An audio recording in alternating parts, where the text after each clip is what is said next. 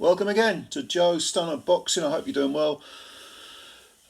We know that at the weekend there's this thing with Tyson Fury and Francis Ngannou, and if that's your bag, go for it. I wish you all the best, but it doesn't interest me personally. However, the undercard does contain some very interesting fights, and top of the tree for me personally is the one between Fabio Wardley and David Adeleye. Now, there's been a bit of bad blood here. They don't seem to like each other. There was a bit of a fracas at one of the press conferences, and a guy who was a mate of Adelaide, I think, jumped in and did he push or whack Wardley? He had a go anyway. And Adelaide seemed, as Wardley wants to think, he seemed jittery, because Wardley was looking at him and then he started, Adelaide was like, what are you looking at? And it was all a bit handbags, but Adelaide, in the most recent press conference, said, yeah, I think David Adelaide is jittery. And Adelaide denied this, as he would. But there's no doubt that, you've got Adelaide, who's 26, Wardley, who's 28. I think they're both around 6'4", 6'5". Both undefeated, domestic matchup. I mean, this is a good fight. This is going to be. I can't see this being dull. Although you never know. I mean, it could get to the point where they start mauling each other or grabbing each other, or one feels the other one's power, and the other one doesn't want to risk it. So you know what I mean. But Let's look at both fighters to start with then. So we got Fabio Wardley, currently 16 wins, 15 KOs, no draws, no defeats. He's from Ipswich. Like I say, he's about 6'4", 6'5", 28 years old. He has fought, reasonable men, pretty good men. I think probably the quality of his opposition is better than that of David Adelaide. He was last seen beating up Michael Coffey, stopping him in 4 rounds. That was in April of this year. Prior to that, he knocked out Nathan Gorman in 3. He was shaken in that. I think it might have even been the 3rd round. He was quite badly shaken, but suddenly, as is his wont, he seems to sort of, when he's hurt, suddenly explode and jump into action, and it seems to sort of flick a switch with him. And it's of course you want to be controlled in a fight, especially a 12-round fight. But nevertheless, it shows that he has a sort of nasty, spiteful streak in him. He also picked up the British title by beating Gorman. That was a vacant belt. Prior to that, he beat Chris Healy, who's a sort of journeyman, often beaten, always way out of shape, area level guy. Daniel Martz, he did him in 2 rounds. Nick Webb, he did in the 1st round. Webb was coming off a pretty good win actually over a guy called Eric Pfeiffer, who was, I think, had been training or sparring with Dillian White. And in actual fact, Fabio Wardley knows White well. He has sparred him, and he comes from, even though he didn't have an extensive amateur career at all, he comes from that sort of white-collar background. But at the same time, White doesn't normally let people into his little circle who can't fight, who don't have a bit of spite about them. So I think that's a good sign. I think Wardley, although he's well spoken outside the ring, and he seems to be relatively, educated and certainly articulate, don't be fooled by that. I think there's a nasty streak to this guy. Now, if you look at David Adelaide, 2 years younger, big lad. He is currently 12 wins with 11 KOs. So both of them have got winning records. No defeats, no draws for Adelaide. Both of them have only been the distance once. Okay, and on one of those occasions, in fact, I think, well, actually, the only occasion with regard to Adelaide is that in April of 2021, he went the distance with Kamil Sokolovsky, the recently banned Kamil Sokolovsky, banned for PED use. Sokolovsky had a reputation for being a very good journeyman who springs upsets occasionally, and I think this should have been one of them, because I think Sokolovsky beat Adelaide. I definitely do, over 6 rounds. That is the only time Adelaide's been taken the distance, Since then, he's scored a string of knockouts, and he's looked pretty decent. I mean, the quality of his opposition is not the same as Wardley's. Another guy Wardley faced was Molina, Eric Molina, and Molina shook him as well. I mean, there is a question mark over Wardley's chin, I think, whereas we haven't seen any kind of vulnerability with Adeleye, not really. And, in fairness to Adeleye, he's beaten an undefeated guy, Dimitri Bezos. He beat him in February, stopped him in 2 rounds. Bezos came in at 10 wins, no defeats, no draws. He beat Amir Amatovic. That was his last fight. That was in June, I think, of this year. He came in with a 12-1 record. So statistically, both his most recent opponents have got good statistical records, and he's stopping them. But of course, as with Wardley, he's not really going the distance. He's not really doing any rounds. I mean, Wardley has to go back to his first ever professional fight, where he got taken the 4-round distance by a journeyman.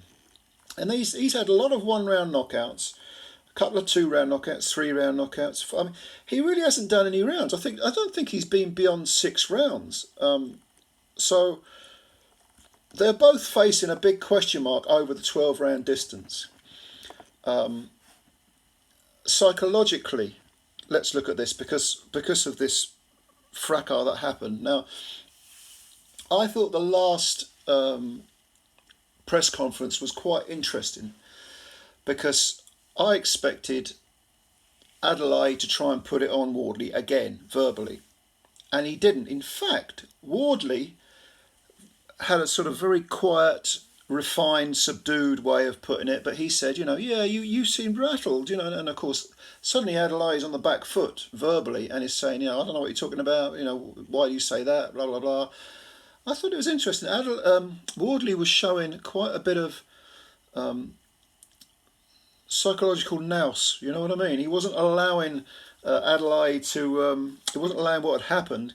He wasn't allowing Adeleye to take that and run with it. He was kind of diffusing it.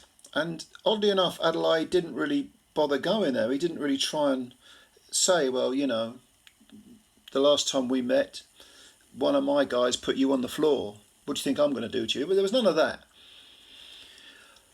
But having said that, I do think there is a question mark over Wardley's chin for the reasons I've given. Molina shook him. Nathan Gorman shook him. Nothing. Maybe it's nothing.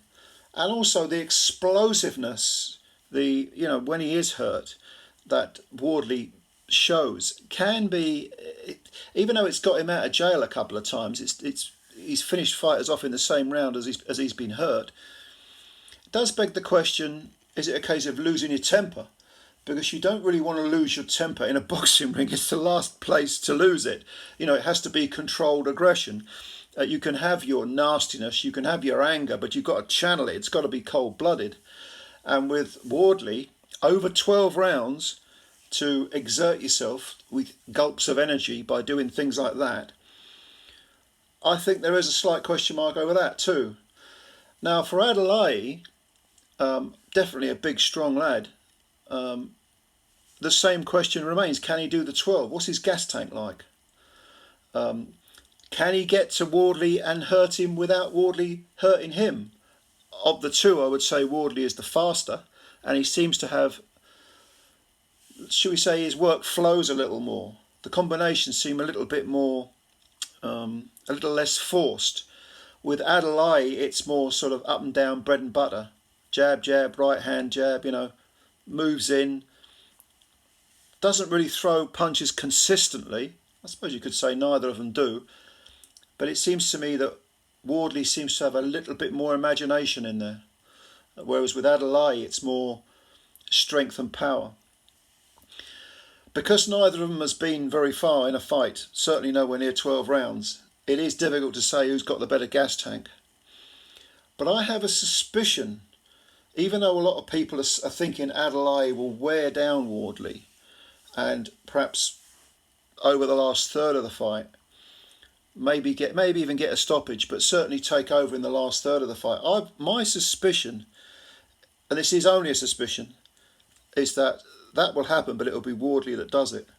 I think Wardley might surprise people here. I think he will have some rocky moments. I think Adeleye will come forward, be heavy-handed, land, probably individual hard punches that might hurt Wardley. Could they put him on the floor? Possibly. Will they shake him? I think so. But I can see Wardley with that nastiness that maybe he's picked up by hanging out with Dillian Whyte and all those guys who have like to have a gym tear-ups, sparring. If you're going to hang with Dillian Whyte and his crew, sparring, it's not just about learning. It's not just about working on technique. You do have a proper row. The sparring sessions that Whyte gets involved in are very, very heavy. I've heard many fighters say that. And I think that might set him in good stead, so that when the gas tank is low and the old lactic acid is building up in the legs and the arms are weary, I think Wardley might be able to take Adeleye to that darker place in the last third of the fight. Do I see him stopping him? It's possible. Points is more likely, I think, for Wardley.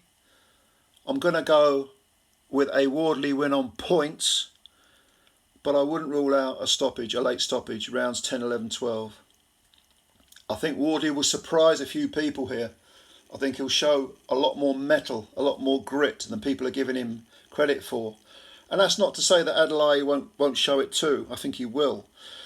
I just feel that this may have come a little bit too soon for Adeleye.